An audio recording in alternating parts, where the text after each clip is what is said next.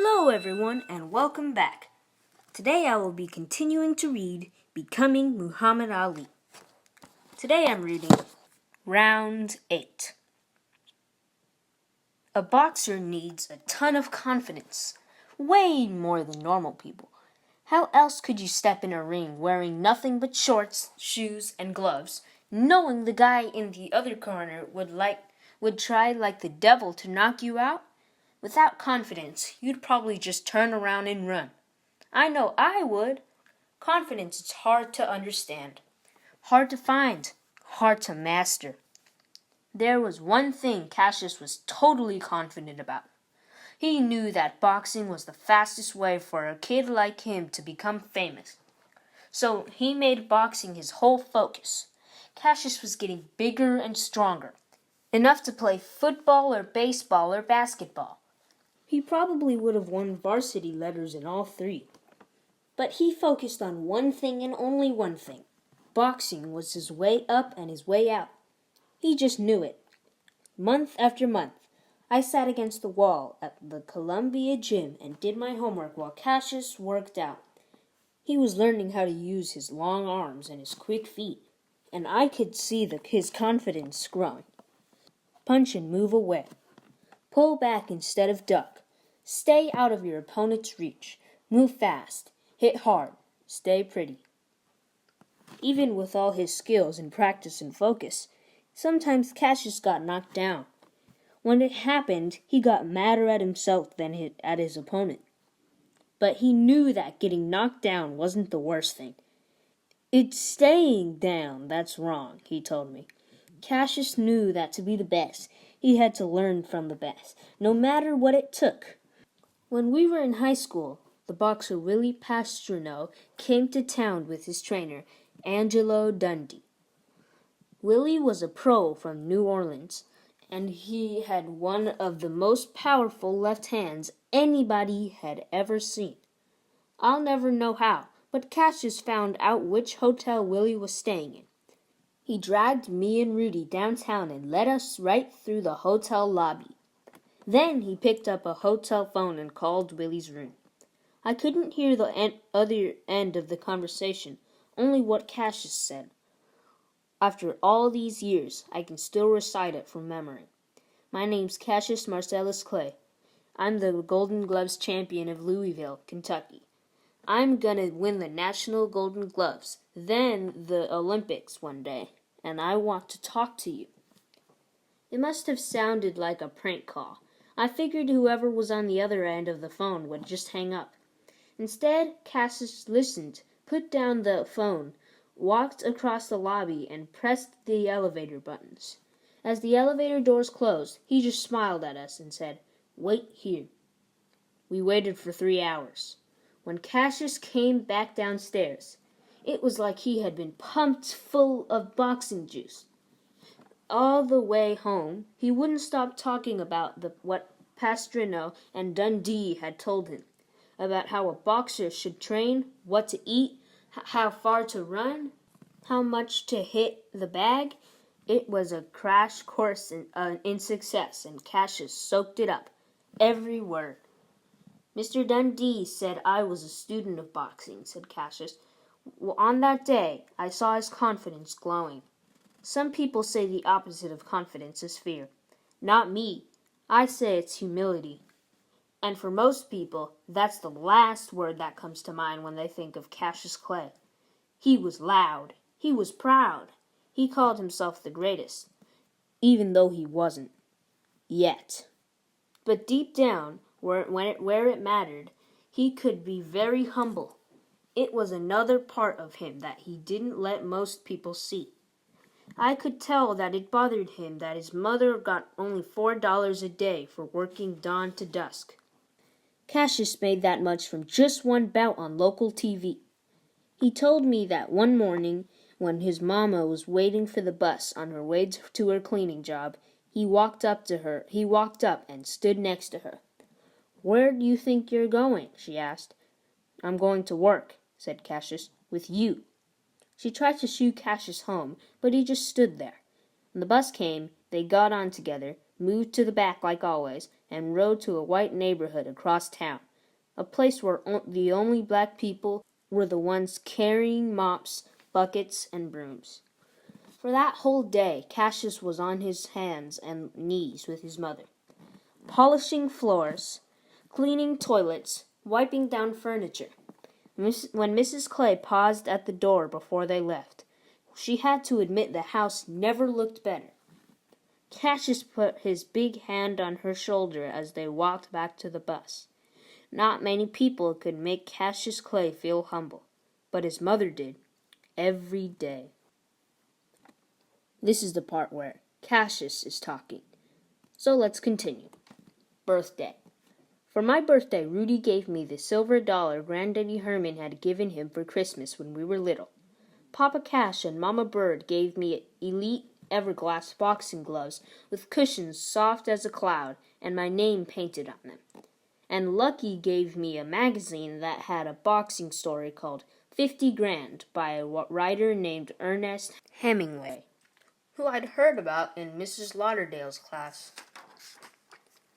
We read some of it, but I decided I didn't like it because any white fella who calls a black person by that name doesn't deserve to be read. B. By the time I finally make it to Chicago for the 1958 Golden Gloves Championships, I've been fighting for almost 5 years, showed my talents on Tomorrow's Champions 7 times, and won more than 30 fights, 10 by knockout. But none of that mattered since Cash wasn't screaming my name ringside for the first time ever, because he'd gotten into a dust-up before I left that ended with the cops on our doorstep. I won the first 2 and lost the finals, because you didn't keep your fists up, and you didn't get out of the way. You let him hit you too much, Joe Martin told me after the fight, and he was probably right.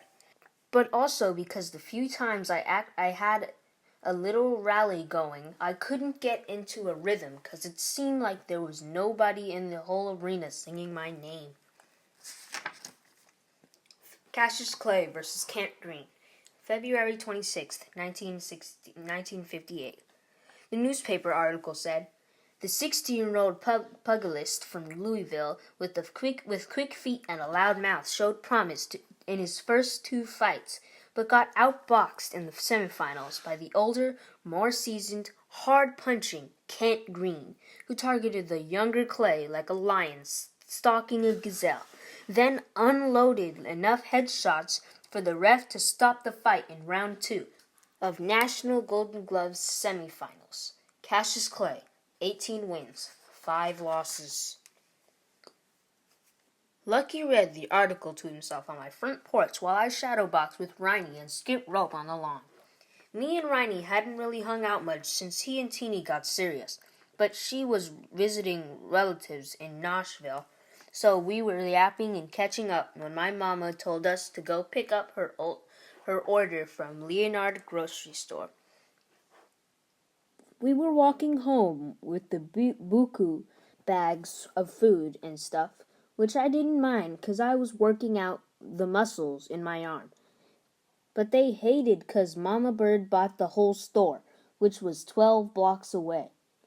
I'd rather starve, Gigi, Riney said, than carry all these heavy bags, when someone started screaming my name from behind us. Face off. The 3 of us turn around and see some suspicious-looking Smoketown fellas approaching us, like they've got something bad on their minds. Leading their gang, smack dab in the front, is a meaner and taller-looking tall bubba whose face is still not back to normal.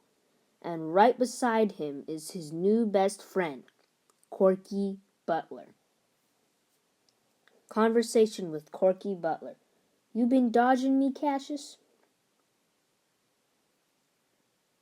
Fellas, Cassius Clay had been avoiding the undisputed champion of the street, but time done caught up with him.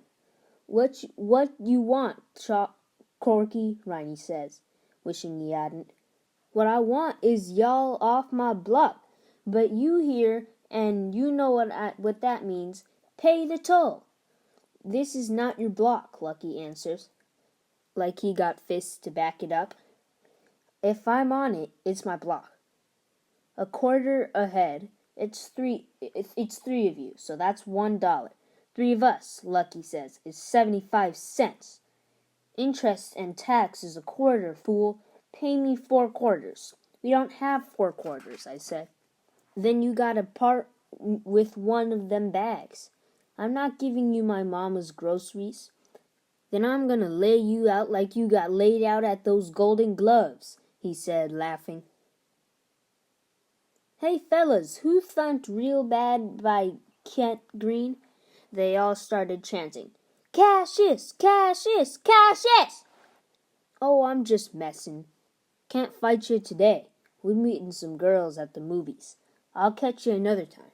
Give me 5 on that, he adds, laughing, then holding out his palm for me to slap it. I can't give you 5, 'cause you full of jive. Sometimes my mouth moves faster than my mind. I'd give you 8, but your teeth aren't straight. This makes some of his gang giggle, but the next thing I say that has them all laughing out like hyenas and brings me face to face with the wrath of Chalky. I would give you 30, but your face too dirty. Can't give you 40, 'cause you got a big lip, Clay, Corky says, taking a swing that I dodge, just as a police car creeps by, eyeing us all. How about I make it a big fat one? How about you try, I say back. I should knock you out right here, but I want the whole world to see these fists upside your head. Name the day and time, Corky. Me and you in the ring. Then let's do that. You're crazy if you get in the ring with him, Riney says as we pick up the bags and turn to leave. Yeah, Gigi, he doesn't fight fair, Lucky chimes in. He's liable to have some rocks in his gloves. I knew they were both right, and for a quick second, I was beginning to have second thoughts about boxing him until I heard Corky Butler yell from halfway down the block, Hey, Cassius, is this yours? Then launched toward me. The purple Lucky Rabbitfoot keychain that Teeny had hooked to the spotlight clamp on the handlebars of my stolen, brand new red Schwinn bicycle. Cassius Clay versus Corky Butler, July 26th, 1958. Corky was shorter than me, but I swear he looked like what a giant earthquake would look if it boxed and planned on killing someone. I bounced on my side of the ring, shuffled my feet, smiled for the crowd, recited the Lord's Prayer, anything to hide my shaky knees and the fact that I was scared to death. Behind my corner was Cass bragging, Bird with her eyes closed like she did at most of my fights. My brother plus all the cats from the neighborhood and some classmates standing ringside, cheering me on. The bell rang and I came out throwing jabs, quickly moving out of the way of his mile-a-minute sledgehammer punches, 'cause if just one of them landed, I could have been out for the count. In the second round, he must have swung 50 times, but couldn't connect 'cause he couldn't catch me. Plus, he started getting tired and a little slower. He chased me around the outdoor ring, and each time he got close enough, I just ducked, tagged him real good, and kept moving. Then, out of nowhere, he quit. That's right, before the end of the second round of our showdown, Corky Butler, the baddest bully in Louisville, screamed, This ain't fair, then ran out of the ring with a black eye and a bloodied ego.